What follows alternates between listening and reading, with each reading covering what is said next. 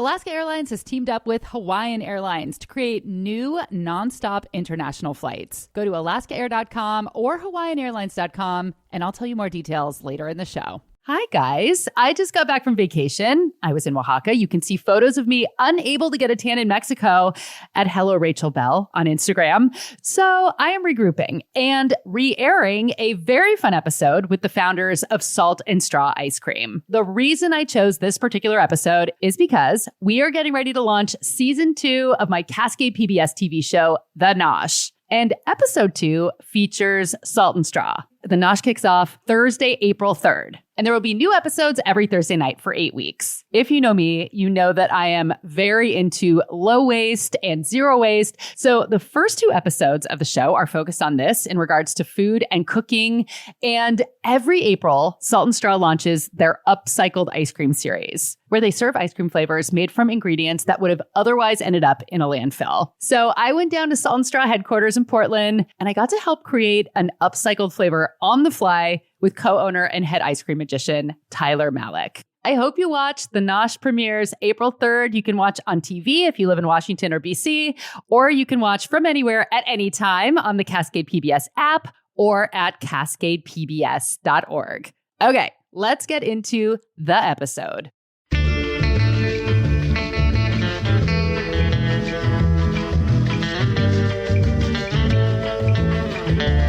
I'm Rachel Bell, and this is Your Last Meal, the show where celebrities share stories about the foods they love most, and we dig into the history, culture, and science of those meals with experts from around the world. Today on the program, Kim and Tyler Malek, owners of Salt and Straw Ice Cream. What is your relationship to start? Because I'm assuming people probably think you're married all of the time. We have been asked that. In the state of Oregon, it's illegal to marry your cousin, so we are not married. You're awkward. You're really awkward. That's the only reason why you're not married. Oh gosh, Tyler's going to kill me later. Yes, we are cousins. Salt and Straw started in Portland, Oregon, but there are now scoop shops in Oregon, Washington, California, including one in Disneyland, and in Miami. Salt and Straw is famous for their unexpected flavors, like pear and blue cheese, bone marrow with bourbon smoked cherries, and mint and sea urchin meringue. We have done several episodes on ice cream. Turns out it's a pretty popular last meal. Ben and Jerry have been on the show. On the Isaac Mizrahi episode, we learned why chocolate chunks in ice cream don't freeze into rock-hard chunks that'll break your teeth. And on Darcy Carden's episode, we learned the history of Rocky Road. But we've never explored the history of ice cream. Where did it come from? And why did chocolate and vanilla become the go-to flavors? Food historian Sarah Lohman will fill us in.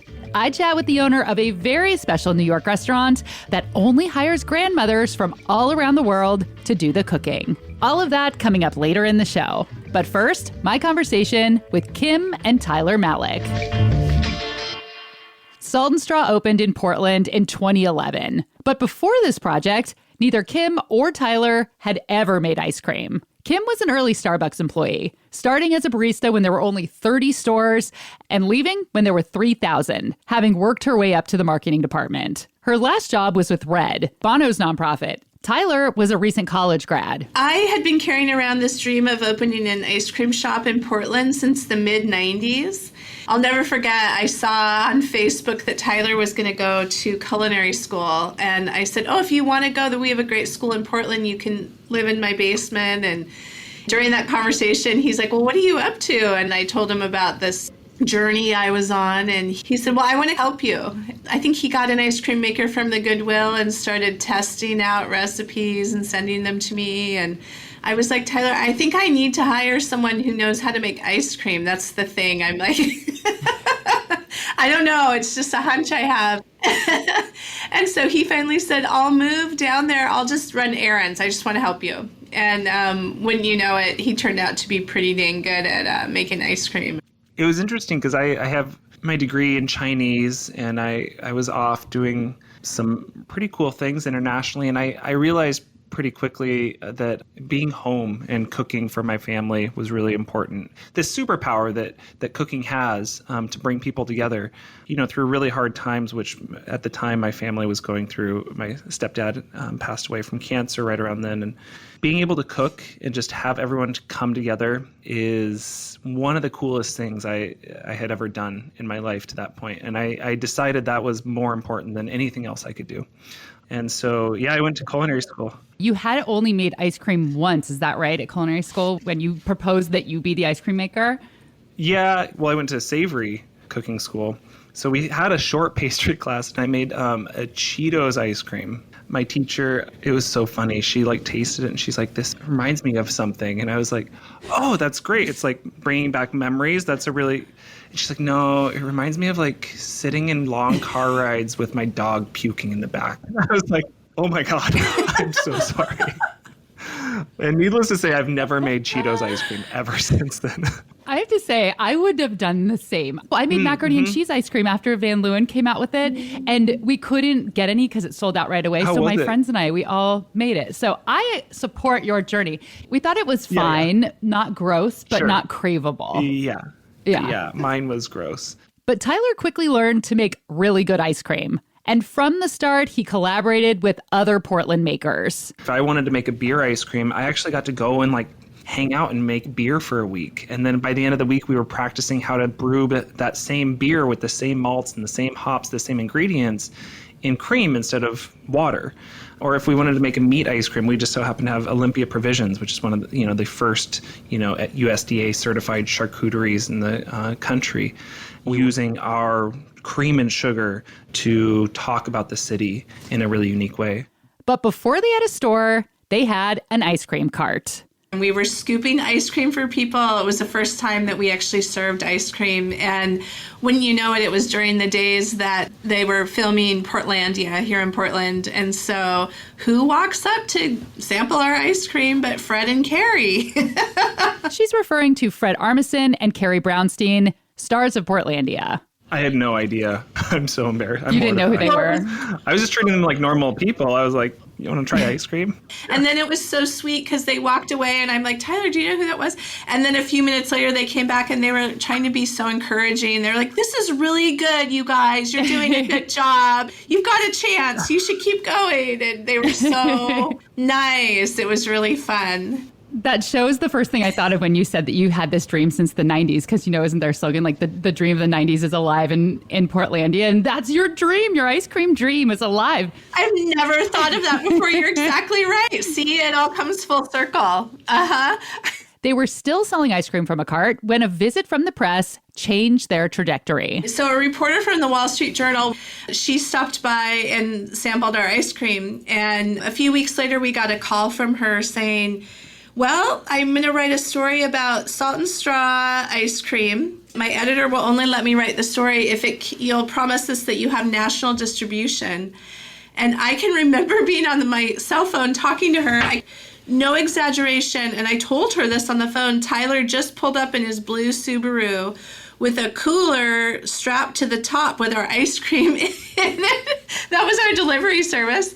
And I said, "What in the world do you mean national delivery?" And I think she said the words mail order. "Can't you just start a mail order business?" And I was like, "Well, I'm sure we can.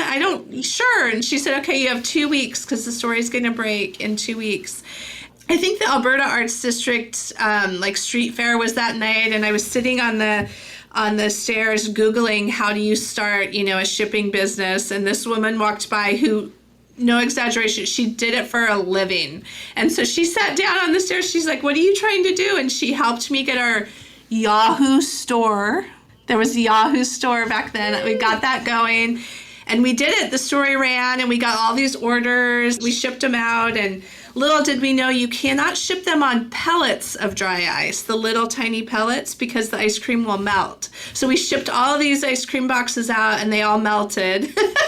Oh, no. We had to reship them all. But We still ship all over the country to this day, and that was the impetus, and the story ran. And she said our vanilla ice cream was the new standard to beat, so it was pretty awesome, and we were so grateful. But when you're an entrepreneur, you're just whatever, you'll do it. We'll figure it out. So then the next week, we got really lucky. Portland Monthly reached out, and they were like, "We want to write about you. You made this one melon prosciutto ice cream. We need pictures tomorrow." And our kitchen was closed. We were working at a third-party kitchen, and I don't have an ice cream maker, and you need it for pictures tomorrow. I broke into Kim's garage. I think I had to shimmy through your back door. She had an old hand crank machine we were going to use for display, right? It was an antique that I bought at an antique store. It was not... So I rewired it so that it would work, and I handmade melon and prosciutto ice cream at midnight that night so that they could take pictures the next morning. There was 4 weeks there that were just everything was going beautifully wrong. It's so fun. I mean, in retrospect, it was so fun and so hard starting a company. Yeah. But that was not the last late night scramble. And it seems Tyler didn't exactly learn his lesson after the Cheetos ice cream incident. Can you tell the story about the crab roll ice cream that you made once? Yeah, crab roll Neapolitan. I had high hopes for that one. We talked about Cheetos ice cream. That's way down the list of worst ice creams I've ever made. Crab roll Neapolitan is definitely on the top. Here in Portland, there was a food festival, and it was called the Sandwich Invitational. So we had to make an ice cream sandwich that could beat, Duff Goldman was there. So I was up against him. And he was the last guest on my show, actually. Oh, no way. And it's funny you say that because he's from Sandwich, Massachusetts. So yeah, this is all coming together. Well, I beat him, so... Don't I said that. Guess that crab roll wasn't that bad. No. It was actually. So the story goes on. We were going to make this crab roll ice cream because I was like, we could work with the Oregon Crab Commission. And we worked for 4 months on this recipe. And literally we tested out maybe 30 different crab flavored ice creams. And I was going to, crab meat with crab shells we tested everything. And it turns out crab ice cream is a really, really bad idea. Really bad. Don't try it. Because I had this dream of a crab bisque ice cream, and it was going to be a Neapolitan. So crab bisque next to, a spritz of lemon sorbet and an Old Bay ice cream. It sounds kind of good when you say it like that, but it was not. So I called the event the night before, and I was like, I have to change my dish. I was in the kitchen for the entire night up till 5 a.m. We remade everything. We took all of the ingredients that we had for cream and bread and butter and all this, and we made a peanut butter and jelly ice cream sandwich, which sounds really easy, boring, right? But we made homemade peanut butter Cap'n Crunch and some, there's a couple tricks that we pulled out of our hat that night. And so the opposite of crab roll ice cream. And that's what we won with. And it became kind of an iconic flavor combination, that salt and straw, as peanut butter and jelly. But I like talking about it because I think it was one of those opportunities to say, we failed. And that's fine. We learned a lot. A couple of the recipes we wrote as we were trying to figure out crab ice cream have gone on and became foundational recipes for the rest of our history of salt and straw. The base to the Old Bay ice cream, for example, we've used that base, that foundation recipe for 40 different flavors since then. There's this way of capturing what you learned, admitting defeat, and then pivoting really quickly. The kicker to the whole story is that the woman Tyler was working with was with Salt and Straw since the really early days. Her name's Kat. None of us knew she was pregnant at the time, so they're making these crab ice creams. She admitted later she would sneak out to her car and do some deep breathing and gagging. How did you make the decision to make more interesting flavors, to not just do vanilla and chocolate? I remember he sent me a foie gras flavor and a bone marrow flavor. I mean, this was before we even were working together. It made me a little nervous, which I thought was good. We've never made anything to be weird. My mission from a flavor creation perspective was just to talk about the amazing things that were happening in the food industry. That's what gets me out of bed every day, to tell these stories. And my medium is ice cream. That became my passion. I remember the first year I went to this food competition, and Greg and Gabby Denton from Ox, I don't know if you've been to their restaurant here in Portland. For the food competition, they won, and they did a foie gras marshmallow s'mores. Whoa. Yeah, it literally broke me. I was like, how is that even possible? And so we just started hanging out, and I was like, can you teach me how to make that into ice cream?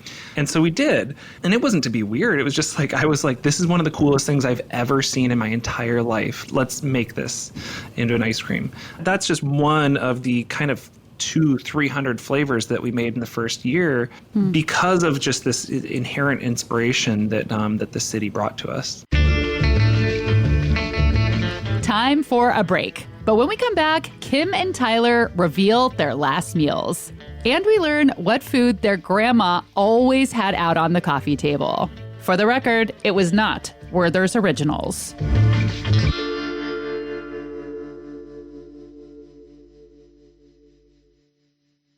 On Alaska Airlines, even after you take off, you still get to enjoy some of the best parts of the Northwest. Locally crafted coffee, wine, beer, and spirits, beachers, and Tillamook cheeses. And starting May 12th, Alaska is offering non-stop flights from Seattle to Tokyo, which will go by even faster if you snag seats that lay flat and enjoy free Starlink high-speed internet in the premium cabin. Alaska Airlines and Hawaiian Airlines have joined forces, so you can book your journey at alaskaair.com and hawaiianairlines.com.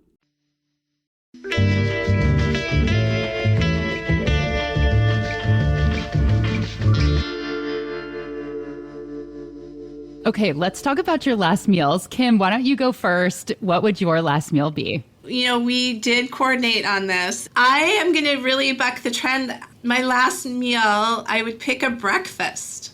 And it's sort of a homage to our grandmother, her Swedish pancakes. But I would add a really spicy Bloody Mary on the side. But it just reminds me, like, our parents have 6 brothers and sisters, and I think we have like 15 cousins, and we would all sleep in the same house growing up, and she would make everybody Swedish pancakes in the morning. And so for me, it's that memory of our entire family being together for days on end, and that memory is really important to me, and I love it. What do you like to roll up in your pancakes? There's actually like controversy. Grandma put maple syrup, she rolled them up and put maple syrup on, that's it. But a little cottage cheese or sour cream with blueberries, that's my favorite.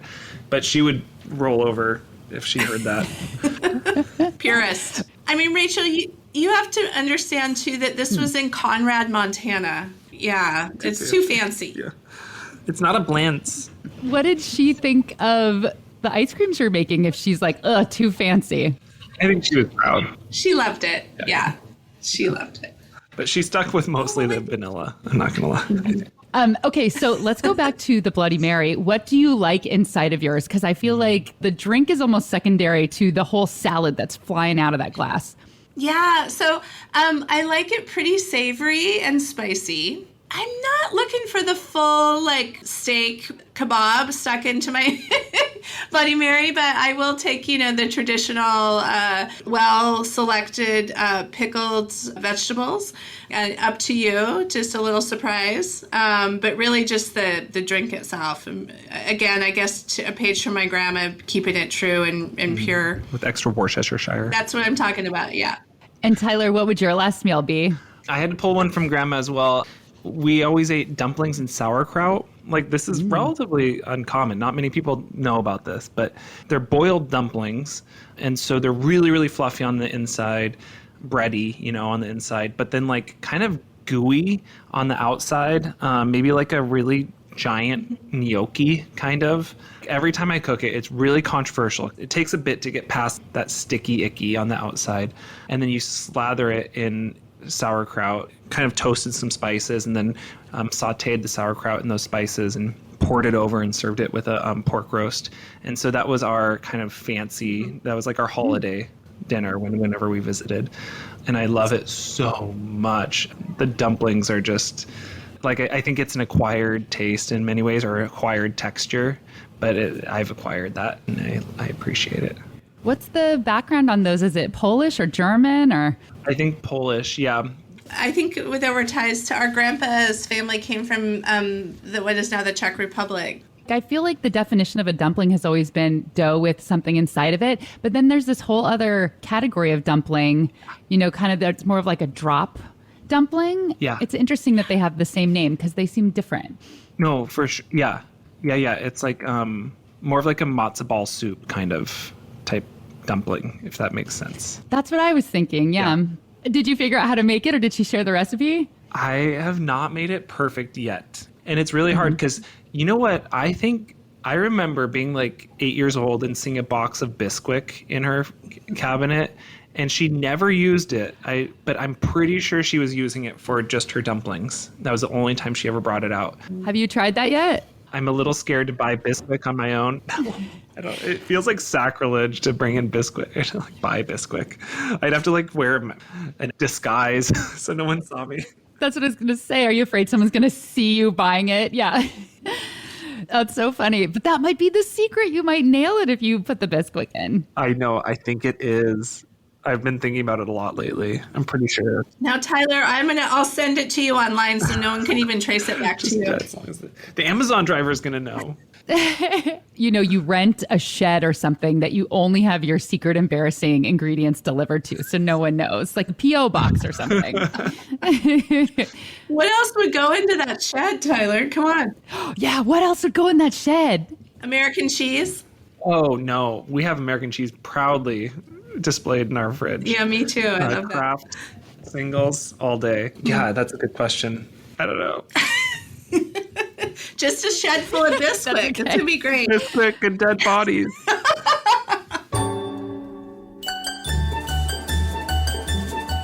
For her last meal, Kim Malek wants her grandma's Swedish pancakes with a spicy Bloody Mary. And Tyler Malek wants grandma's dumplings in sauerkraut. Grandma Malek's food is a big inspiration for Tyler and Kim. I mean, one of the first flavors we ever created, I think, meant a lot to Kim and I, our almond brittle with salted ganache. Really, the first thing I ever cooked was almond brittle with our grandma. It meant a lot to us.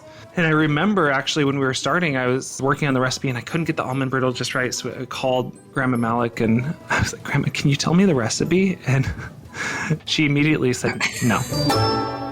I was like, what?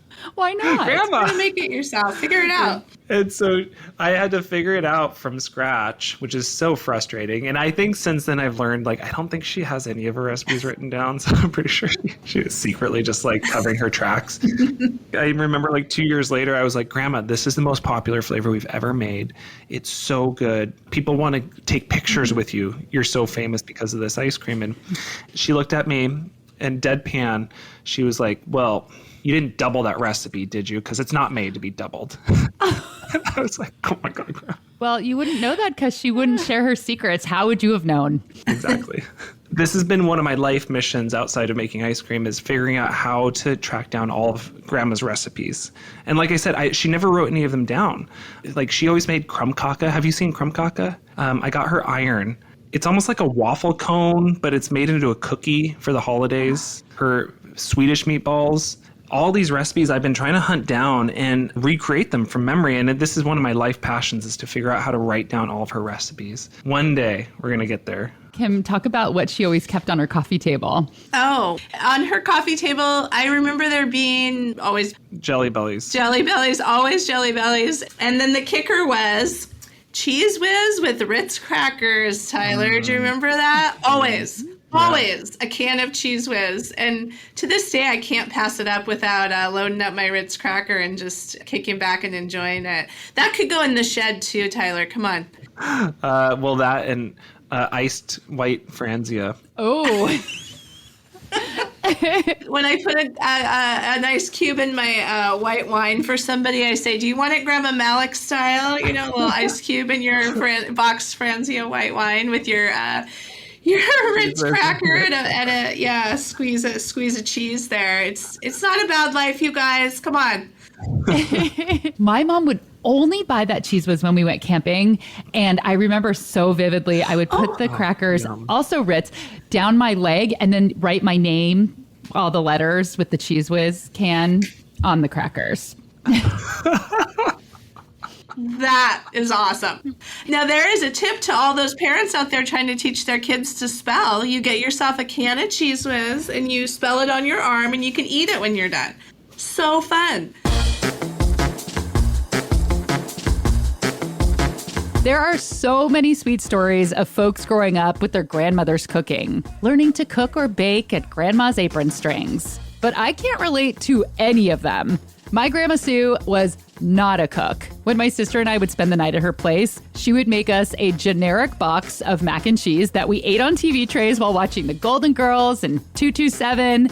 And because she was a classic grandma, if we didn't finish our bowl, she'd say, "You're not going to eat that? I'm sure the starving children in Africa would be happy to eat your macaroni and cheese."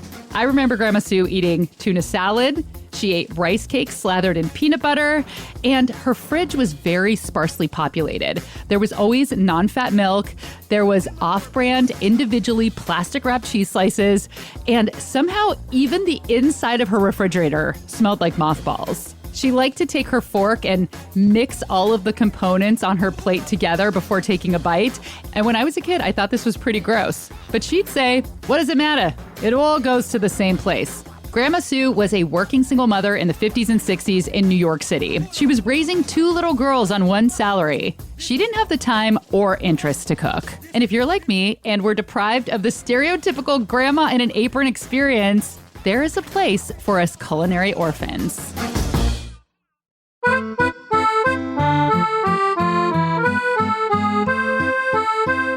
At Enoteca Maria on Staten Island, the kitchen is run by grandmothers. Being at my grandmother's house was a very comforting time for me. That's Jody Scaravella. He opened the restaurant 16 years ago.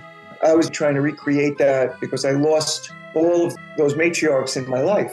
I think I was really just trying to comfort myself. And I was grieving heavily from the loss of my mother. I think when you lose your mother, in that moment, I really felt orphaned.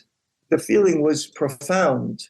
I was depressed. And I think that's what I was trying to do. I was just trying to recreate everything that I lost. Jody had never owned a restaurant before. He'd never even worked in a restaurant before, but he saw a storefront for rent, and on a complete whim, he used the small inheritance he got from his mother to open Enoteca Maria. Maria was his mother's name. I put an ad in the Italian-American newspaper. I didn't have the restaurant built out, so I had them come to my home. So we had all these ladies with these plates of food. They brought their husbands, they brought their kids, they brought their neighbors. I had a house full of people running around. They wanted me to taste their food. You know, it was like a Fellini movie. Is that how you chose who you were going to hire? You were tasting their food? I hired everybody. They were all good. So whoever wanted to work, I hired. You know, some of the ladies that showed up were grandmothers. So, of course, in that moment, the little light went off in my head. And I says, oh, these are definitely the cream of the crop, the best of the group. Yeah, and that's how it started. The restaurant started with a rotating cast of Italian nonnas. But in 2016, Jody welcomed a Pakistani woman guest chef, and Nonnas of the World was born. The permanent menu always has Italian and Japanese food. There's both an Italian and Japanese cook on staff, but every single night features a guest nonna from a different country. We're only open Friday, Saturday, and Sunday. So Friday, we have a woman from Armenia. On Saturday, we have Puerto Rico. And on Sunday, we have Azerbaijan. We have Shanghai, and we have Hong Kong. A woman from Taiwan that comes in once a year. The Philippines and Argentina, Uzbekistan and Turkey. And I mean, the list just goes on and on. Egypt. The way it works, the qualifications to be a nonna, you don't have to procreate. I think that would be weird if the only way you could cook at the restaurant is if you had babies. So that makes no sense. So we had to set an age bar. You have to be at least 50 and be a good cook. And you have to be born in the country that you're representing. Yeah, and we would love, if you have any listeners that would like to represent, we would love to host them. Well, it sounds like pretty much the same things you have to do to be president. Who is the oldest nonna that you've had cooking at the restaurant? Oh, we had a woman from Germany, Nancy Hoffman. She's either 94 or 96. What is grandma food like compared to what you normally get in a restaurant? Well, it's not any of that 3 little pieces of food, part of a decoration type of a meal. You know, it's home cooking where like your mother or your grandmother's in the kitchen and, she plops the food on the plate and it's good. It's home cooking. Basically, what we're doing is we're just sharing culture. What was your relationship like with your grandmother and cooking and food? Oh, well, my grandmother was great. We used to go to my grandmother's every Sunday. And yeah, she was the sweetest woman on the planet. And she was a great cook. The irony of it all is I was a very picky kid. So was my grandfather. So while everybody else was feasting on, lasagna and cannellini and, manigotti and all these wonderful, wonderful dishes, and she was like such a great cook, my grandfather and I would have a dish of ziti with a little red sauce, because she was from southern Italy. It had a couple of peas in it, and that was what we ate. But I mean, everybody else was, getting the royal treatment. That's so funny. I know. Can you imagine being so picky? You don't like lasagna. You don't want melty cheese all over your meal. Oh, yeah. Rub it in. Well, now, I mean, you've made up for it, though, right? Because now you can eat grandma food all the time. I was making up for lost time. Yeah. I like everything now. I eat everything. I eat, things that, a lot of people wouldn't eat. We, as part of our menu in remembrance of my grandmother, we have a dish on the menu. It's called cappuccel. And so cappuccel is a sheep's head. So my grandmother used to make that for my grandfather. My grandfather loved it. So basically you have this head sitting in the middle of the table. And, as a young lad, of course, I was traumatized by this. But we have it on the menu today in remembrance of my grandmother. Okay, I'm looking at the menu now. Right now, you can order buglam, not sure if I'm pronouncing that right, an Azerbaijani traditional lamb stew. There's a miso grilled salmon on the menu and lasagna de la nonna. It's the world on a table. It's the only political thing I'm going to say, that we've come off a real divisive time in our history. And I think that really reinforced what we're doing here, because this country is basically made up of immigrants. We're all immigrants. Everybody that's here is from somewhere else. Where's your family from? Well, my dad was born in Romania, grew up in Israel, and then moved here. And my mom's grandparents are from Russia. Everybody who's here is from someplace else. And New York in particular, it's a meeting place for cultures. It's really diverse and it's colorful and it's beautiful and it's magic. All right, time for a quick break. But when we come back, the ice cream we know and love in the United States today, we owe much of it to enslaved Black Americans.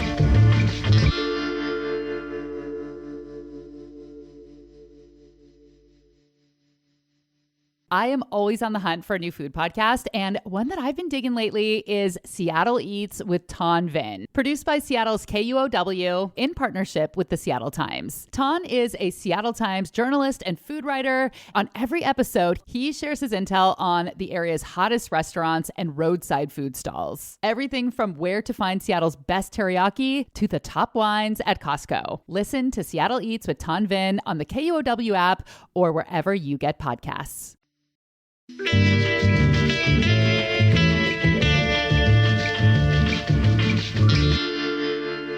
There are some foods that are so ubiquitous, such a concrete part of our culture, that it's hard to imagine there was a time that they didn't exist. Can you imagine a world without ice cream? But in order to have ice cream, you need a freezer, or at least a lot of ice. What is the history of ice cream?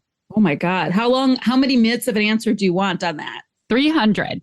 Oh God. Okay. Well, I have another meeting at 10. So, okay.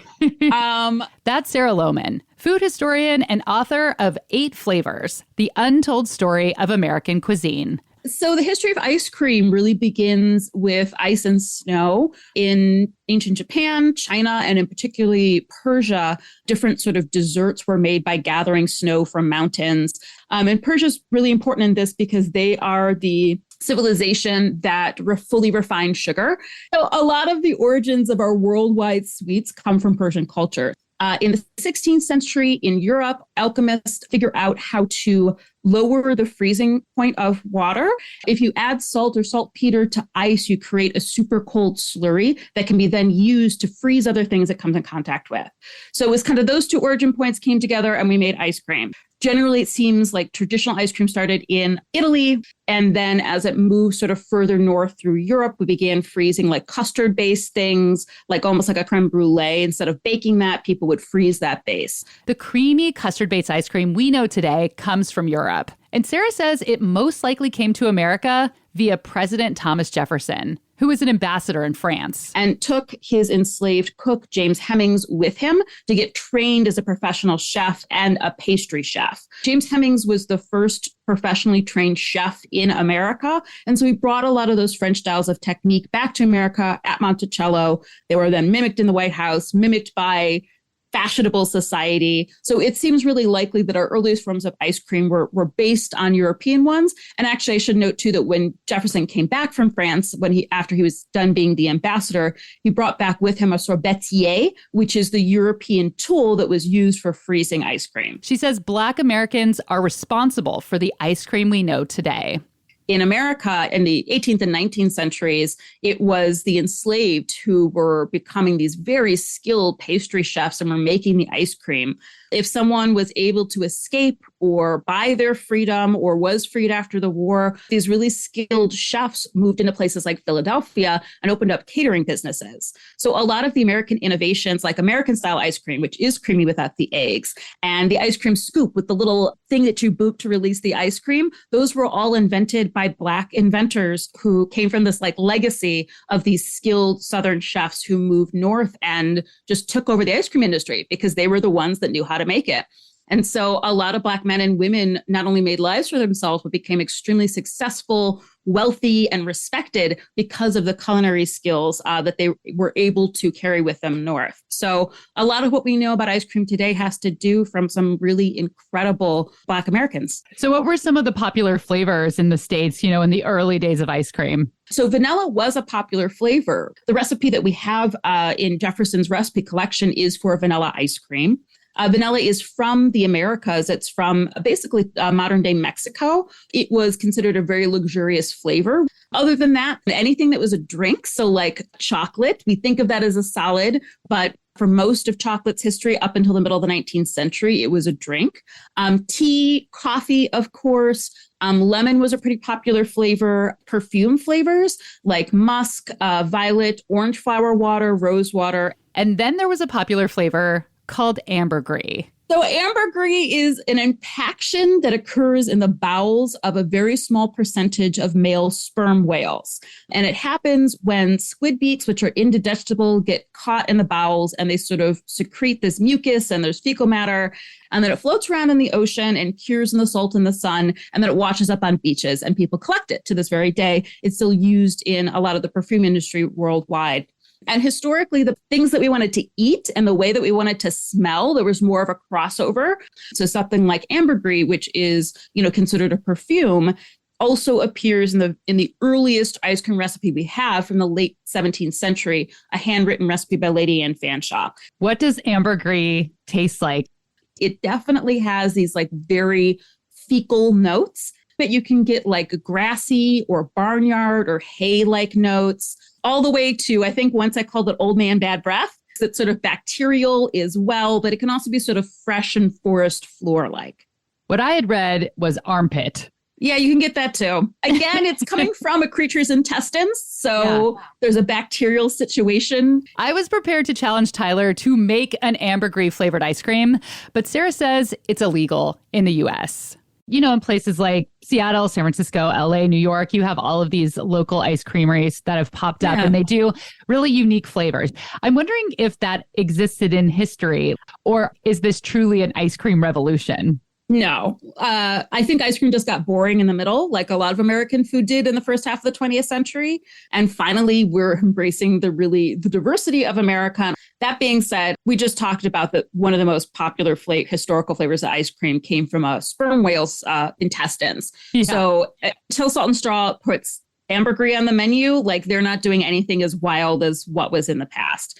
But absolutely, like I have made a cinnamon, bay leaf, and lemon zest ice cream that was incredible.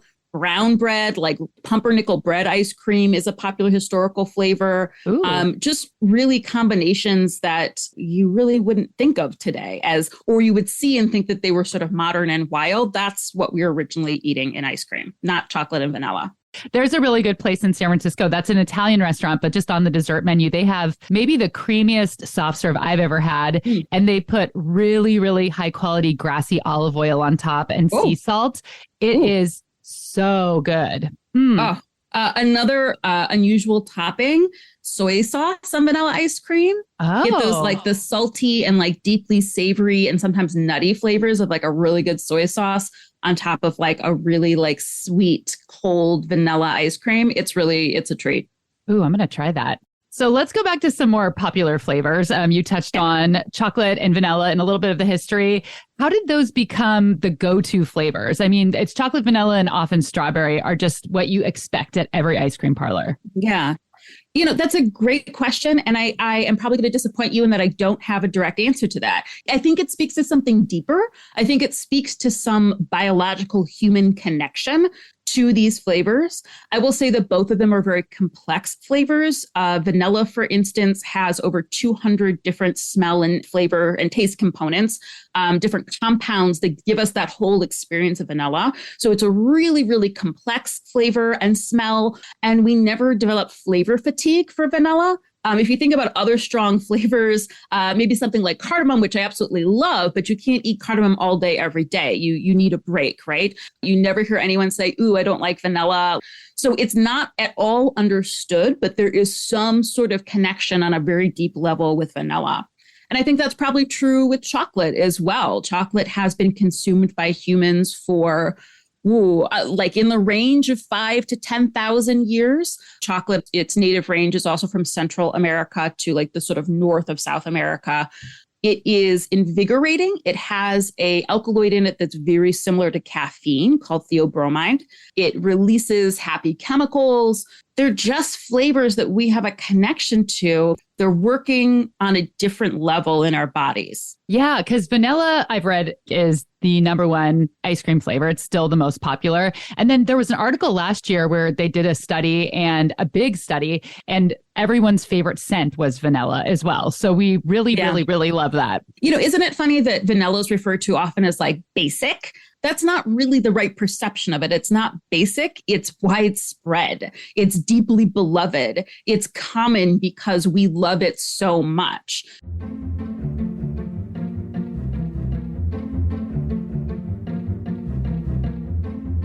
Tyler's last meal is his grandmother's dumplings in sauerkraut. Have you tried to make a dumplings and sauerkraut ice cream flavor? I should.